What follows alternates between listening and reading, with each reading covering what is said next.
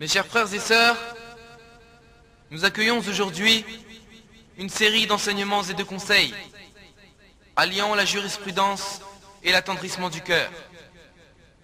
Et nous montrerons de même les paroles les plus probables concernant les sujets à divergence en utilisant les preuves les plus authentiques. Et nous la nommerons étape vers la demeure dernière. Avec ceci, certains savants et prêcheurs m'ont précédé dans ce travail, et ils furent très compétents. Néanmoins, ils ne se penchèrent pas sur certains sujets de fiqh relatifs à la mort et à ceux qui la succèdent. Les gens de science appellent ces sujets fiqhul janaïs, la jurisprudence concernant la mort. L'absence d'enseignement sur ces sujets, ainsi que la dureté des cœurs et l'insensibilité des regards que j'ai pu constater, m'ont poussé vers ce choix. Cette série est donc riche en enseignements et en nouvelles directives, rassemblant la jurisprudence, el-fiqh d'une part, et l'attendrissement du cœur d'autre part.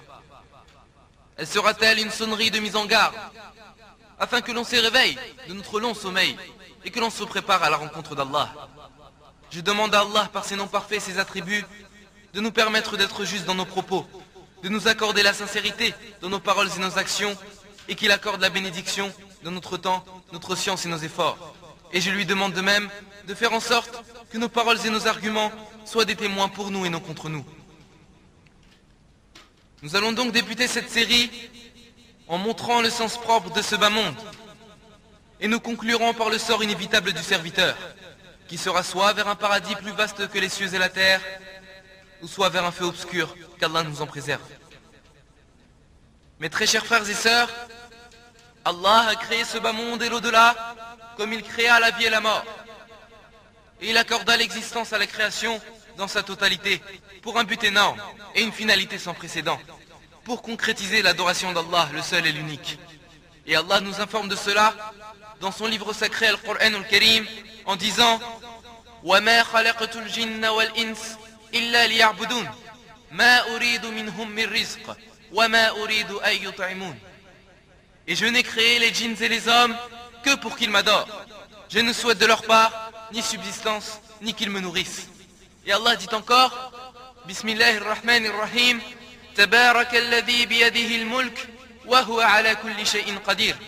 Alladhi khalaqa al-mawta wal-hayah, liyabluwakum ayyukum ahsanu amala, wa huwa al-azizul ghafour. Béni soit celui dans la main de qui est la royauté, et il est capable de toutes choses. Celui qui a créé la mort et la vie, afin de vous éprouver, et de savoir qui de vous est le meilleur en œuvre, et c'est lui le puissant, le pardonneur. Allah a donc créé ce bas monde pour ses serviteurs, afin qu'ils y demeurent, et lui vouent un culte sincère. Il les éprouve dans la vie présente, et les récompense dans l'au-delà. Et bien qu'elle ait une énorme valeur pour certains, elle restera insignifiante auprès d'Allah. Et bien qu'elle soit longue pour d'autres, elle n'est en réalité que très courte. Et quel que soit son rang dans leur cœur, elle n'en restera pas moins auprès de son Créateur d'aucune valeur. Et combien rare est-il de trouver une personne telle que celle qui dit « Il n'y a point de bienfait dans ce bas monde pour celui qui n'a pas de part dans l'au-delà. Quand bien même elle plairait à certains, sa fin n'est que très proche. » Et Allah nous informe de cela en disant « قُلْ مَتَاعُ الدُّنْيَا قَلِيلٌ وَالْآخِرَةُ خَيْرٌ لِمَنِ اتَّقَى وَلَا تُظْلَمُونَ فَتِيلًا » Dis, ô Mohammed, la jouissance d'ici-bas est éphémère, mais la vie future est meilleure pour quiconque est pieux, et on ne vous laissera pas, fût-ce d'un brin de noyau de date. Et quelle que soit la valeur de ce qui est accordé aux hommes dans ce bas monde, ceci n'est que très peu comparé à ce qu'Allah a préparé dans l'au-delà à ses pieux serviteurs. Ceci étant, le constat est que les gens se réjouissent des plaisirs d'ici-bas. Et affirmant cette réalité, Allah dit, et ils se réjouirent de la vie d'ici-bas. Mais la vie d'ici-bas n'est autre qu'une jouissance. Et dans le hadith rapporté par l'imam Muslim, selon un compagnon du nom de Mustawrad, le prophète sallallahu alayhi wa sallam a dit: l'image de ce bas monde en comparaison de l'autre n'est que telle que celui d'entre vous qui plonge son doigt dans la mer, qu'il voit donc ce qu'il en retire avec son doigt. Méditez, mes chers frères et sœurs, si une personne venait à plonger son index, que sortirait-il de cette immense mer? Les gouttelettes qu'il a récupérées sont-elles comparables au restant d'eau? Et dans le hadith rapporté par l'imam Muslim, Selon Abi Sa'id al-Khudri, radiallahu anhu, le messager d'Allah, sallallahu alayhi wa sallam, a dit: la vie d'ici-bas est bien douce et bien tendre, et Allah va vous en donner le commandement, pour voir quel y sera votre comportement. Prenez garde à ce bas monde, et prenez garde à ce que la tentation des femmes ne vous mène pas vers l'égarement, et le premier des troubles auxquels furent face les enfants d'Israël fut les femmes. Prenez donc garde aux serviteurs d'Allah à ce bas monde. L'imam Muslim rapporte de même, selon Jabir ibn Abdillah radiallahu anhuma, que le messager d'Allah sallallahu alayhi wa sallam traversa le marché plein de gens sur ses deux côtés. Il passa devant un chevreau mort, ayant de petites oreilles, signe de mauvaise race.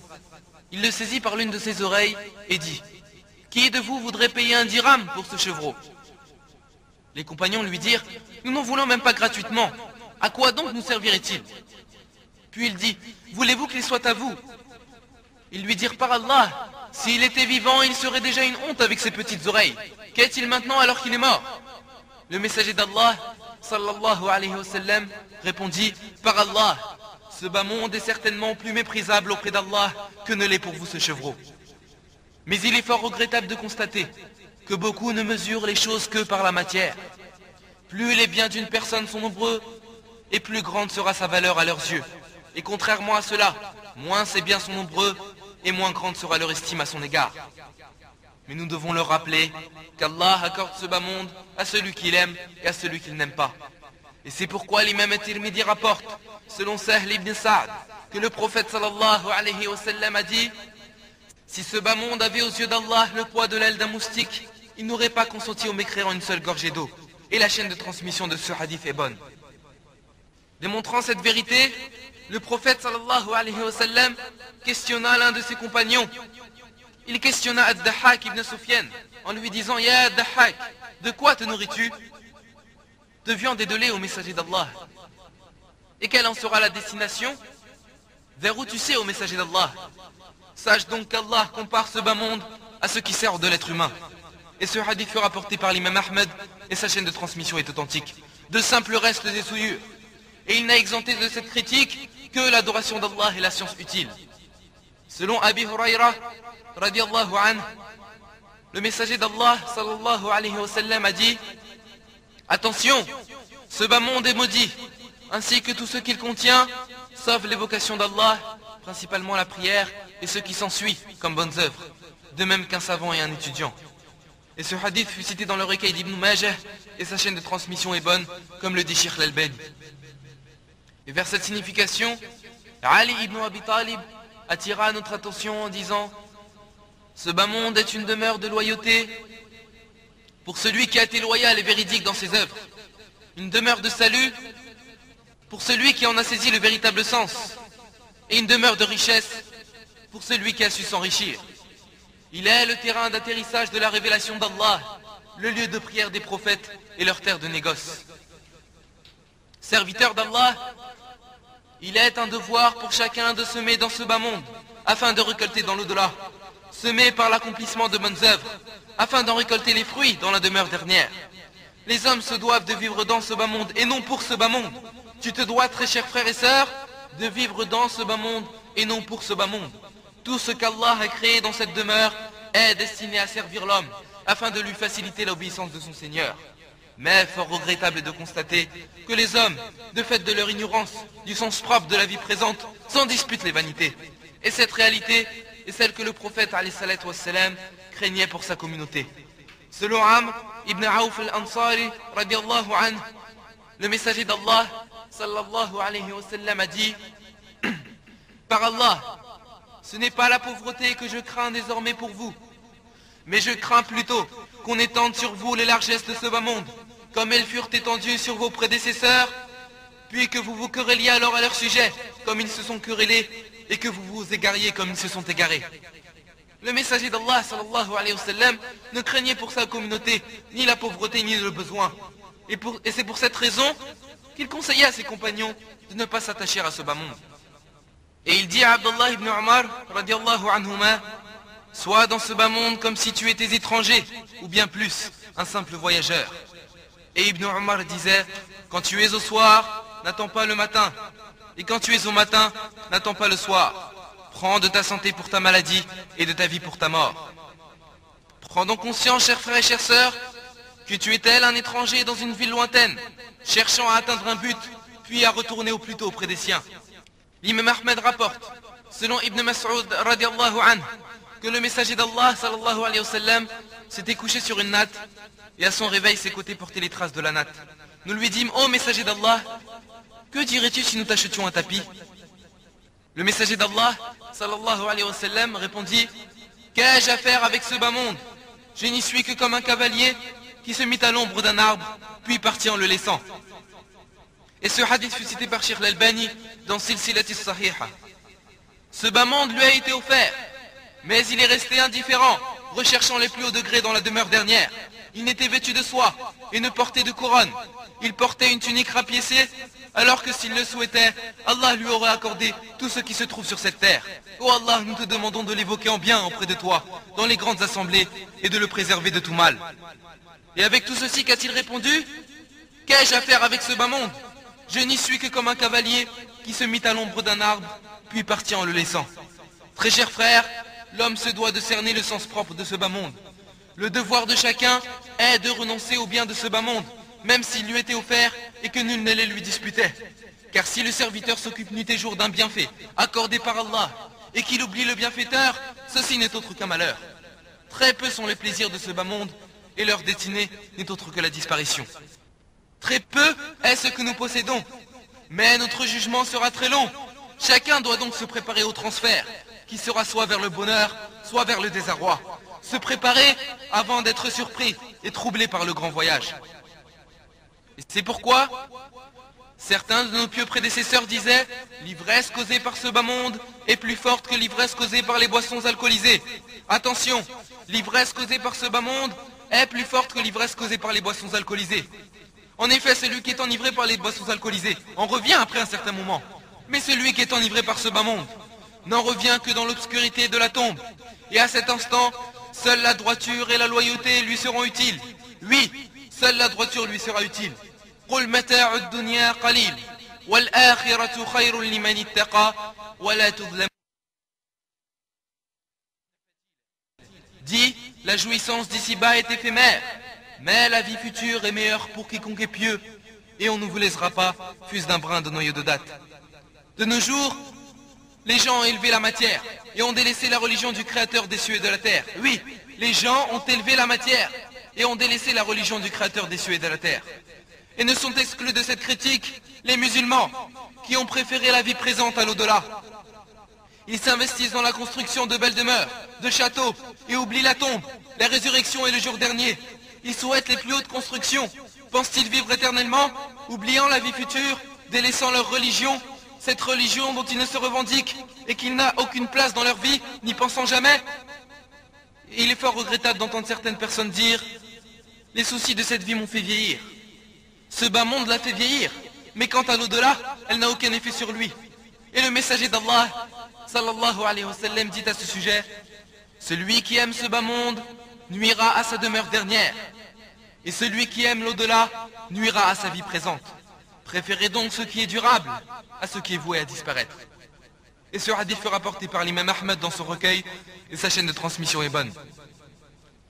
L'âme ne supporte la pauvreté, alors que la pauvreté est meilleure qu'une richesse menant à la rébellion. La richesse de l'âme est amplement suffisante, mais si elle refuse, sache que rien sur terre ne la comblera. Aie pour principe la sobriété. Tu seras tel un roi, même si tu n'avais que le simple repos du corps. Observe ceux qui ont possédé ce bas monde. L'ont-ils quitté avec autre qu'un linceul et du parfum? L'âme se lamente pour ce bas monde, tout en ignorant que la sûreté est de le délaisser. L'homme n'aura comme demeure dans l'au-delà que celle qu'il construisait avant la mort. S'il construisait un bien, sa demeure sera agréable. Et s'il construisait un mal, la déception le rongera. Nous n'amassons de biens que pour nos héritiers. Quant à nos demeures, le temps y mettra terme. Combien sont les villes dont les constructions atteignaient le ciel et qui après une nuit furent dévastées et les populations exterminées? Où sont les rois dont les terres s'étendaient d'est en ouest? N'ont-ils pas trouvé la mort? La moralité est un comportement digne d'être souhaité. La religion, la science utile, la sagesse, la maîtrise de soi, la générosité et la bienfaisance sont les véritables trésors.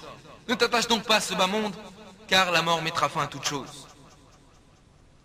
Un homme questionna le prophète alayhi salatu wassalam, en lui disant: ô messager d'Allah, indique-moi une œuvre qui me fasse aimer par Allah et par les gens. Le messager d'Allah sallallahu alayhi wa sallam leur répondit: renonce au bien de ce bas monde, Allah t'aimera, et renonce au bien des gens, les gens t'aimeront. Et ce hadith fut rapporté par Ibn Majah et sa chaîne de transmission est bonne. De même, selon Abdullah ibn Amr ibn al-As, selon son père, le prophète sallallahu alayhi wa sallam a dit, et je jure par Allah que ce hadith est d'une valeur inconsidérable. Le prophète sallallahu alayhi wa sallam a dit: les premiers membres de cette communauté se portèrent bien par le renoncement à ce bas monde et la certitude. Et quant aux derniers, l'avarice et l'espoir les mèneront vers la perdition. Ce hadith fut rapporté par l'imam At-Tabari et sa chaîne de transmission est acceptable. Quand est-ce qu'ils furent bien portants? Lorsque leur principe de vie était le renoncement au bien de ce bas monde et la certitude qu'Allah leur accordera la victoire et le raffermissement sur terre. Mais malheureusement de nos jours, l'espoir et l'avarice sont les mots d'ordre. Certains ont atteint la cinquantaine et ne cessent d'élever leur construction et de courir après l'argent. Pensent-ils que l'éternité leur fut accordée? Ont-ils oublié la demeure dernière? Ont-ils oublié la mort? Ont-ils oublié le destructeur de plaisir, celui qui disperse les clans et les communautés, ne pensant qu'à fructifier leur commerce, à élever leur demeure et à la fertilité de leurs champs? Mais tout ceci ne pourra ni les rassasier, ni leur suffire. Ils sont tels un gardien de trésors, possédant beaucoup, mais ne pouvant dépenser que très peu. Selon Anis ibn Malik radiallahu anhu, le prophète sallallahu alayhi wa sallam a dit: celui dont la demeure dernière est le souci majeur, Allah lui accordera la richesse du cœur, le préservera, et ce bas monde lui viendra malgré lui.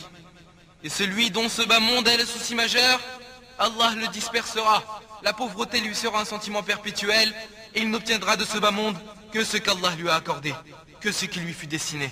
Et ce hadith fut rapporté par l'imam At-Tirmidhi, et sa chaîne de transmission est bonne.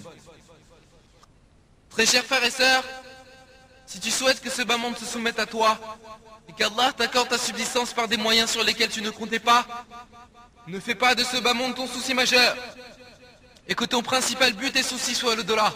Que ton souci majeur soit l'au-delà, qu'il soit la mort, qu'il soit la tombe, qu'il soit as-sirat, le chemin que chacun est forcé de traverser, ce chemin qui est plus fin qu'une aiguille et plus tranchant qu'une lame, qu'il soit al-mizan, la balance sur laquelle tes œuvres seront pesées, qu'il soit le Jannah, le paradis. Ce bas monde sera mis à ta disposition. Allah, le grand souverain, lui ordonnera de se soumettre à toi. Sachez, très chers frères et sœurs, que l'amour porté à ce bas monde et sa préférence à l'au-delà sont les causes de toute calamité. Et c'est pourquoi le prophète alayhi salatu wassalam a informé et averti que l'amour de ce bas monde et la répulsion à mourir pour la cause d'Allah sont les causes majeures qui mèneront les communautés non croyantes à s'appeler les unes les autres afin de mettre fin à la communauté musulmane. Selon Thawban, le prophète sallallahu alayhi wa sallam a dit: les communautés mécréantes sont sur le point de s'appeler les unes les autres afin de mettre terme à votre existence, de la même manière que l'on s'invite mutuellement à un repas. Et les compagnons à ce moment-là dirent: est-ce du fait que l'on soit peu nombreux ce jour-là au messager d'Allah? Le messager d'Allah alayhi salatu wassalam répondit: non, vous serez ce jour-là très nombreux, mais tels que l'écume au bord de la mer. Et Allah ôtera du cœur de vos ennemis la crainte révérentielle qu'ils vous portaient et mettra dans vos cœurs la faiblesse. Et ils dirent: et qu'est-ce que la faiblesse au messager d'Allah? Le messager d'Allah sallallahu alayhi wa sallam leur répondit: l'amour de ce bas monde et la répulsion à mourir pour la cause d'Allah. Ce hadith fut rapporté par l'imam Ahmed, l'imam Abu Daoud, et sa chaîne de transmission est authentique. L'amour de ce bas monde et la répulsion à mourir pour la cause d'Allah ont fait de nous un repas offert à toute personne ignoble. Tous souhaitent nous exterminer, nous enterrer et piller nos biens. Nous avons faibli après être arrivés au summum de la force, de la puissance et de la vigueur en ce bas monde. Nous nous sommes humiliés après qu'Allah nous ait honorés par le plus noble de ses messagers. Nous nous sommes divisés après avoir été réunis. Et la cause majeure de tout ceci n'est autre que l'amour de ce bas monde et la répulsion à mourir pour la cause d'Allah. Abandonne la course vers ce bas monde et ne convoitise point cette vie. N'amasse point d'argent, car tu ne sais point pour qui il fut rassemblé. Les fortunes, richesses et subsistances furent partagées. Quant aux mauvaises pensées, elles ne sont d'aucune utilité. Pauvre certes est le convoiteur de ce bas monde, et riche se verra le satisfait.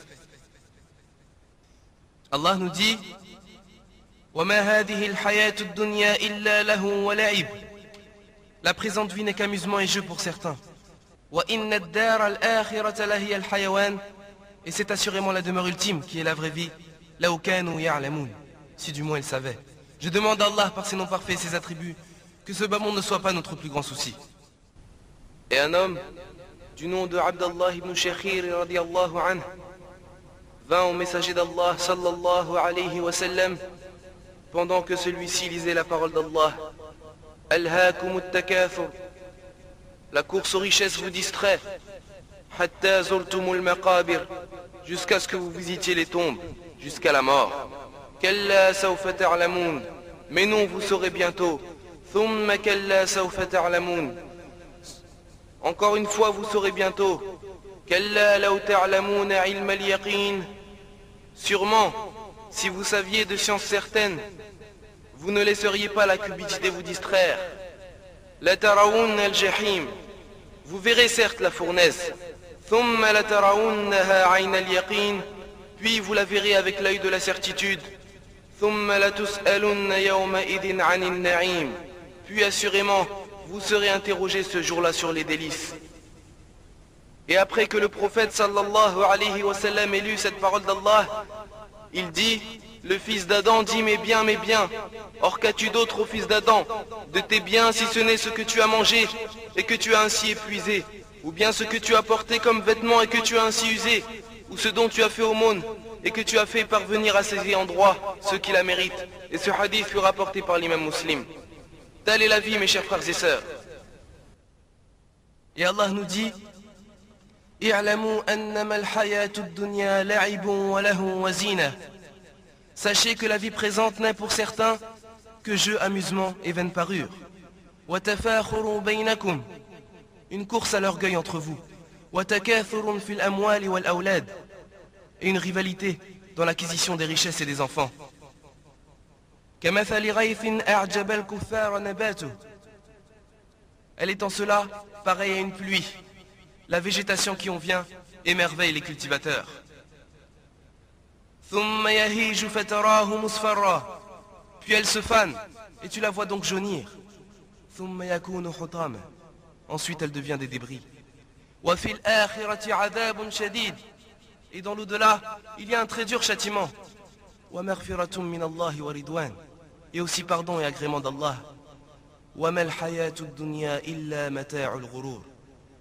Et la vie présente n'est que jouissance trompeuse. Et Allah nous dit encore إنما مثل الحياة الدنيا كماء أنزلناه من السماء. La vie présente est comparable à une eau que nous faisons descendre du ciel. فاختلط به نبات الأرض. Et qui se mélange à la végétation de la terre. مما يأكل الناس والأنعام. Et dont se nourrissent les hommes et les bêtes. حتى إذا أخذت الأرض زخرفها وزينت. Puis, lorsque la terre prend sa parure et s'embellit, وظن أهلها أنهم قادرون عليها.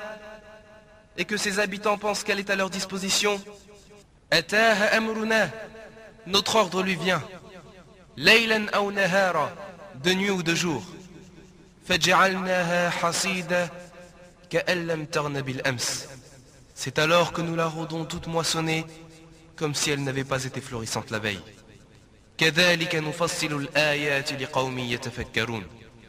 Ainsi exposons-nous les preuves pour les gens qui réfléchissent. Je demande à Allah par ses noms parfaits et ses attributs que l'on fasse partie de ceux qui prêtent l'oreille à la parole, puis suivent ce qu'elle contient de meilleur. Ce sont ceux-là qu'Allah a guidés. Toutes les louanges appartiennent à Allah, le Seigneur des mondes. Et je témoigne que nul ne mérite d'être adoré en dehors d'Allah, l'unique sans associé. Et j'atteste que Mohammed est son serviteur et son messager. Ô Allah, nous te demandons d'évoquer en bien auprès de toi dans les grandes assemblées, et de préserver de tout mal, et de bénir notre bien-aimé prophète, ainsi que sa famille, ses compagnons, et tous ceux qui suivent son chemin jusqu'au jour dernier. Qu'Allah accorde sa miséricorde à celui qui médite et réfléchit sur le véritable sens, l'aboutissement et la fin de sa vie, et l'accueil que lui réservera son Seigneur. et qui prend garde à ce qu'Allah le voit accomplir un acte interdit ou abandonne un acte obligatoire, se repentant ainsi avant que la mort ne lui vienne. L'imam Soufiane al-Thawri disait: ce bas monde est une demeure instable, une demeure d'affliction et non de joie. Celui qui en a saisi le sens véritable ne se ravira point de son aisance et ne s'attristera de son infortune et pauvreté. Les plaisirs de ce bas monde sont très peu. Quant à ses malheurs, ils ne sont que passagers. Et tout problème et souci autres ceux touchant la religion, tels que la désobéissance à Allah et la mécréance, ne sont que très simples et finissent par disparaître. Serviteur d'Allah, quelle que soit la durée de vie de ce bas monde, elle n'est en réalité que très courte. Et bien qu'elle ait une énorme valeur pour certains, elle n'en restera pas moins mesquine et insignifiante. Et quelle que soit la durée de la nuit, le crépuscule n'est que très proche. De même, quelle que soit notre durée de vie, la tombe est inévitable. Et si cette vie devait durer, elle aurait duré pour la meilleure créature ayant effleuré la terre, notre bien-aimé prophète Mohammed sallallahu alayhi wa sallam, à qui Allah s'est adressé en disant: وَمَا جَعَلْنَا لِبَشَرٍ مِّن قَبْلِكَ الْخُلْدَ. Et nous n'avons attribué l'immortalité à nul homme avant toi. أَفَإِن مِّتَّ فَهُمُ الْخَالِدُونَ. Est-ce que si toi tu meurs, ils sont éternels? Après que Mohammed ibn Abdillah sallallahu alayhi wa sallam soit mort, pensez-vous, vous autres commerçants et nobles, obtenir l'éternité? J'adresse ce message à tous ceux qui courent après ce bas monde. Le prophète sallallahu alayhi wa sallam finit par mourir. Quel que soit ce que vous possédez, quel que soit ce que vous commandez, vous n'échapperez pas à la mort et vous n'obtiendrez pas l'éternité. Notre bien-aimé le prophète sallallahu alayhi wa sallam, son Seigneur s'est adressé en lui disant: Innaka mayyitun wa innahum mayyitun. En vérité tu mourras et ils mourront eux aussi. Thumma innakum yawm al-qiyamati 'inda rabbikum tahtasimun. Ensuite, au jour de la résurrection, vous vous disputerez auprès de votre Seigneur. Et l'un des plus grands prophètes, Nuh alayhi salam, a vécu plus de 10 siècles, et avec ceci, lorsqu'il fut questionné sur son lit de mort: comment as-tu trouvé cette vie, ô Nuh? Il répondit: je n'ai trouvé ce bas monde après cette longue vie que telle une maison ayant deux portes. Je suis entré par l'une d'entre elles et sorti par l'autre. Et le prophète alayhi salatu wassalam a dit: la durée de vie moyenne de ma communauté se situe entre 60 et 70 ans. Et très peu sont ceux qui iront au-delà. Et ce hadith fut rapporté par l'imam at-Tirmidhi et sa chaîne de transmission est authentique. Allah a créé ce bas monde afin de nous éprouver. Celui qui le préfère à l'au-delà, c'est certes égaré. Et Allah dit: Man kana yuridu hartha al-akhirah nazid lahu fi harthih. Quiconque désire labourer le champ de la vie future, nous augmenterons pour lui son labour. Wa man kana yuridu hartha ad-dunya nu'tihi minha. Quiconque désire labourer le champ de la vie présente, nous lui en accorderons de ses jouissances. Wa ma lahu fil akhirati min nasib. Mais il n'aura pas de part dans l'au-delà. Ce bas monde fut embelli aux serviteurs. Allah nous dit: Zuina lilladhina kafaru al-hayatu ad-dunya. On a enjolivé la vie présente à ceux qui ne croient pas. Wa yaskharuna min alladhina amanu. Et ils se moquent de ceux qui croient. Walladhina ittaqaw fawqahum yawm al-qiyamah. Mais les pieux seront au-dessus d'eux au jour de la résurrection. Wallahu yarzuqu man yasha'u bighayri hisab. Et Allah accorde ses bienfaits à qui il veut sans compter.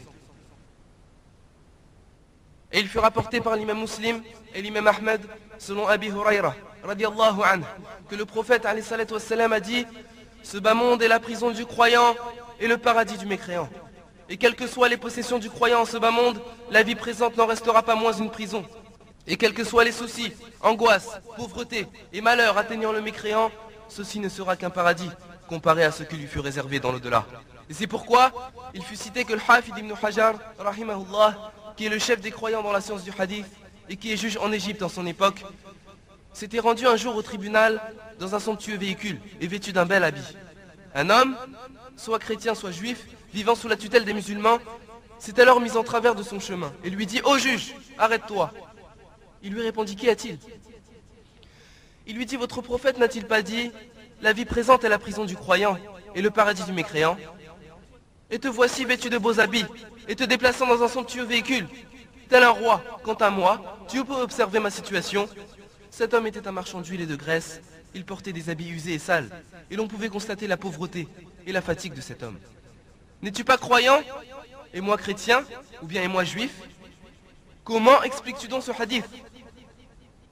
Al-Hafid ibn Hajar, rahimahullah, lui répondit: les bienfaits dans lesquels je suis aujourd'hui, comparés à ce qu'Allah a préparé aux croyants au paradis, n'est autre qu'une prison. Quant à toi, la pauvreté, la fatigue et les malheurs te touchant sont un paradis comparé à ce qui t'attend comme châtiment. L'homme s'écria: La ilaha illallah, Muhammad Rasulullah. Cet homme fut exhorté et en profita. Le rappel lui est arrivé et il le suivit. Man kana yuridu al-hayat ad-dunya wa zinataha nuwaffi ilayhim a'malahum fiha wa hum fiha la yubkhasun. Ceux qui veulent la vie présente avec sa parure, nous les rétribuerons exactement selon leurs actions sur terre, sans que rien leur en soit diminué. Et Allah dit: Man kana yuridu al-ajilah ajjalna lahu fiha ma nasha'u liman nurid. Quiconque désire la vie immédiate, allusion à celui qui œuvre uniquement pour les jouissances de la vie présente, nous nous hâtons de donner ce que nous voulons.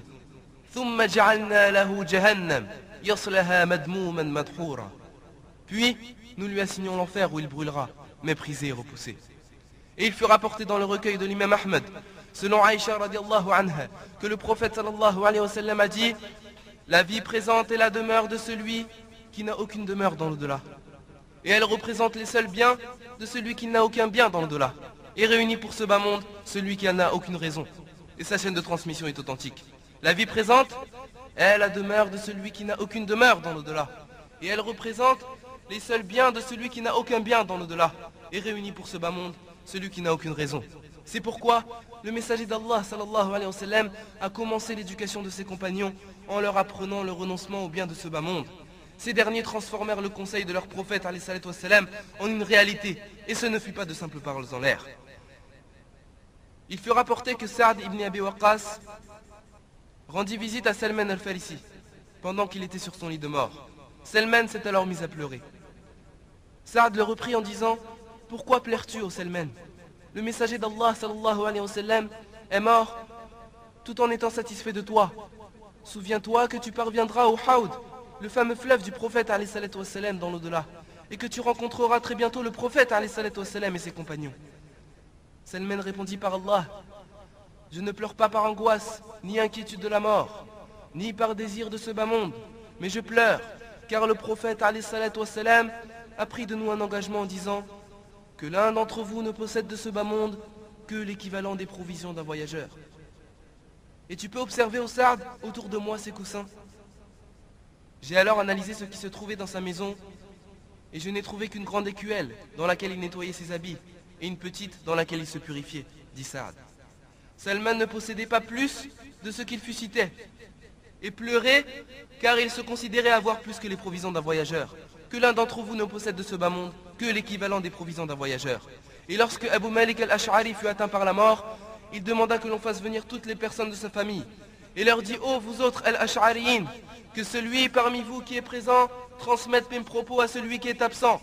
J'ai certes entendu le messager d'Allah sallallahu alayhi wa sallam dire: les plaisirs de ce bas monde mènent vers l'amertume dans l'au-delà. Quant à l'amertume dans ce bas monde, elle mène au plaisir dans l'au-delà. Et ce hadith fut rapporté par l'imam al-Hakim, et sa chaîne de transmission est authentique. Telle est la vie présente, serviteur d'Allah, telle est la vie présente. Allah nous ordonne de vivre en ce bas monde, et non pour ce bas monde. Il veut que l'on ait ce bas monde entre les mains, et non dans les cœurs.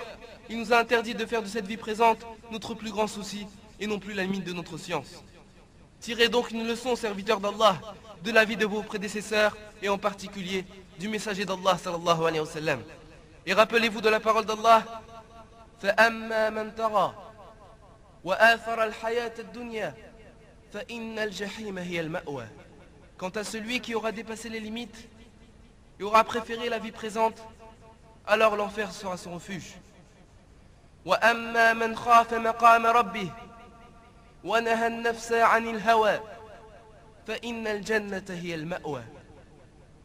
Et pour celui qui aura redouté de comparaître devant son Seigneur et préserver son âme de la passion, le paradis sera alors son refuge. Ainsi se termine, très chers frères et sœurs, le premier enseignement que nous avons nommé le véritable sens de ce bas monde. Et je tiens à préciser par la même occasion que toute parole véridique de ce prêche provient d'Allah seul, et que toute erreur ou émission ne peut provenir que de votre humble serviteur ou du shaitan. Et je demande à Allah d'évoquer en bien auprès de lui son noble prophète alayhi salatu wassalam, ainsi que sa famille, ses compagnons et tous ceux qui suivent son chemin jusqu'au jour.